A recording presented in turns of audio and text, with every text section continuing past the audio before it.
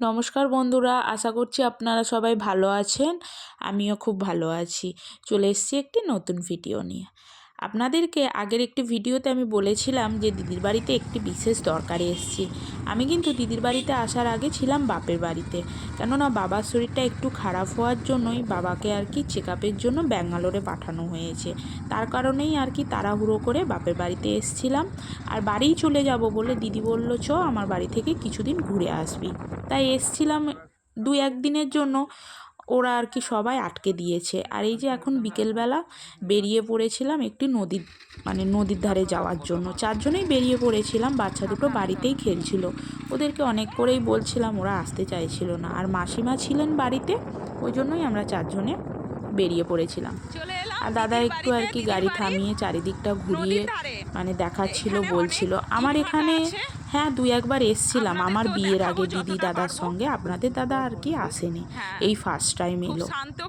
আর আমরা কিন্তু সরস্বতী পূজাতে সেই রকমভাবে বেরোইনি কোথাও, মন টন খারাপ ছিল তো ওই জন্য আর কি বেরোনো হয়নি। আর দাদা সেই জন্য বললো, চলো মনটা খারাপ যেকালে 2 বোনকে একটু নদীর ধারে থেকে ঘুরিয়ে নিয়ে আসি। আর বিশেষ করে এইসব মুহূর্তগুলো খুবই কম আসে আর মনে রাখার মতনই, ছোটোখাটোভাবেই যেরকম আর কি আনন্দ করা যায়। আর এই ছোট ভিডিওতে কতটাই বা তুলে ধরবো বলুন, তবু যতটা পেরেছি আপনাদেরকে দেখানোর চেষ্টা করেছি। আর সূর্যের আলোটা দেখুন, নদীর জলে পড়াতে কতটা সুন্দর লাগছিল। প্রায় সন্ধ্যা সন্ধ্যায় তো হয়ে এসছিল। আর এইখানে দাঁড়িয়ে আমরা একটু ফটো তুলে নিচ্ছিলাম, একটু গল্প করে নিয়েছিলাম। আর এই নদীর ধারে প্রায় সারি সারি 50 থেকে 55টার মতো ইটভাটা আছে। আমার জানার কথা না, এটা দাদাই আর কি আমাকে বলেছে, আমাদেরকে বলেছে। আর এইখানে কিন্তু বাইরে থেকে শ্রমিকরা পুরো ফুল ফ্যামিলি নিয়ে আছে এবং কাজ করে। আপনাদেরকে এই ভিডিওতে যতটা পারবো দেখানোর চেষ্টা করব।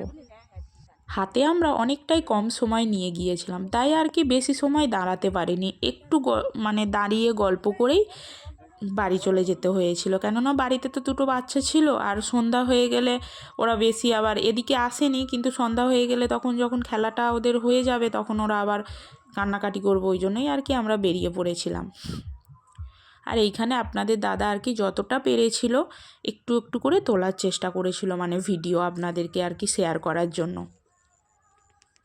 আর একটা কারণ ছিল জানেন তো, আমাদের আমার শ্বশুরবাড়িতে আর কি এই যে সরস্বতী পুজোর পর যে শীতল ষষ্ঠী হোক বা গোটা ষষ্ঠী হোক, যে কোনো একটা হবে, আমি অতটা ঠিক করে বলতে পারছি না। এই নিয়মটা আমার বাপের বাড়িতেও আছে, আমার দিদির বাড়িতেও আছে, কিন্তু আমার বাড়িতে নেই।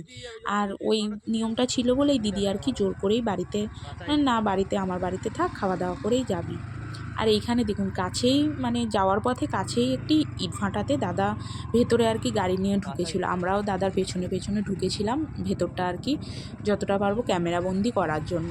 আর এইখানেই দেখুন আপনাদেরকে আমি দেখাবো, ছোট ছোট করে মাটির মতো বাড়ি করে সেই শ্রমিকগুলো পুরো ফুল ফ্যামিলি নিয়ে আছে, দেখতে পাচ্ছেন? এই দেখুন পুরো লাইন দিয়ে অনেকটা দূর, পুরো একটা সোজাভাবে যে লাইনে বাড়ি থাকে না, সেই রকমভাবেই ছিল, ইট দিয়ে কিন্তু গাঁথা। তারপরেই আমরা বেরিয়ে পড়েছিলাম। আর এইখানে রাস্তাটা একবার দেখুন, কি বলে এটাকে, লালমাটির রাস্তা বলে না কি বলে, এতটাই খারাপ রাস্তা। আমার ক্যামেরাটা দেখুন, আমি হাতে করে, আমি তো পেছনে বসেছিলাম, আমি ক্যামেরাটা করছিলাম, কীরকমভাবে কাঁপছে দেখুন। আমি তো ঠিক করে বসতেই পারছিলাম না। আমি দাদাকে এদিকে চিৎকার করছিলাম, তুমি কোন রাস্তা দিয়ে আমাদেরকে ঢোকালে, আমি তো বসতেই পারছি না। খুব প্রবলেম হচ্ছিল গাড়ি চালাতে আপনাদের দাদা, কেননা এই রাস্তাটা খারাপ হওয়ার কারণ হলো এইখান দিয়েই পুরো যে এই যে ইটভাটার যে লরি হোক বা যে কোনো ইঞ্জিন যে ভ্যানগুলো হয় না, ইট ভর্তি করে বোঝাই করে নিয়ে কিন্তু এই রাস্তা দিয়েই যায়। তার কারণেই হবে হয়তো রাস্তাটা খারাপ। দেখবেন আমি সামনেই আছে একটা গাড়ি যাচ্ছে, আপনাদেরকে দেখাবো। এই যে যাচ্ছে দেখুন। আর এই রাস্তাটাই যেতে যেতে শুধু ভাবছিলাম, দেখুন দুদিকে শুধু জঙ্গলের মতো, আর মাঝখান থেকে রাস্তাটা যেন ভুতুরে রাস্তায় ঢুকে গিয়েছি। আর যেতে যেতে সত্যি কথাই কি বলতে বলতে এই সাইডে, আমার ডান সাইডে একটা বড় দেখে শ্মশান পড়লো দেখুন। দাদা আবার একটু দাঁড়িয়ে আমাদেরকে দেখাচ্ছিল, কোথায় দিয়ে নিয়ে যাচ্ছে আমি তো ঠিক করে বুঝতেই পারছিলাম না। তাই দিদি দাদা সামনে যাচ্ছিল, আমরা পেছনে পেছনে যাচ্ছিলাম। আর ওই খারাপ রাস্তা ছেড়ে একটুখানি ভালো রাস্তা পেয়েছিলাম, আবারও দেখি সেই খারাপ রাস্তাতেই নিয়ে যাচ্ছে। এটা একটি মানে রোডে ওঠার জন্য শর্টকাট রাস্তা, মানে ইটভাটা থেকেই সাইড দিয়ে নদীর ধারের সাইড দিয়েই গেলে দিদিদের কুলপির রোডে ওঠা যায়। আর মানে যে দিক দিয়ে আর কি শর্টকাটে হয় সেইভাবেই আমরা যাচ্ছিলাম। আমরা যখন এসছিলাম গ্রামের ভেতরের রাস্তা দিয়ে, এখন যাব রোডের রাস্তা দিয়ে। কেন, রোডে উঠে একটু বাচ্চাদের জন্য টিফিন নিয়ে নিচ্ছিলাম। আর এইখানেই আর কি একটা ফাস্টফুড দোকানে আমরা একটু হালকা করে টিফিন করে নিচ্ছিলাম।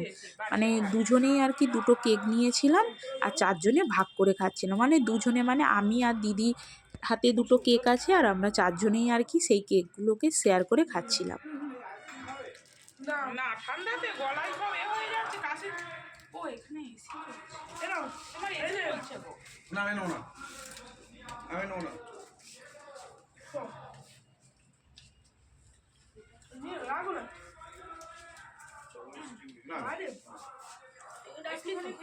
এটা ভালো, এটা ভালো। বাবা কেন আমারটা ভালো না থাকো। এটা কি বিন্দে করে একবারে মাস্টার। হয়ে গেছে, হয়ে গেছে।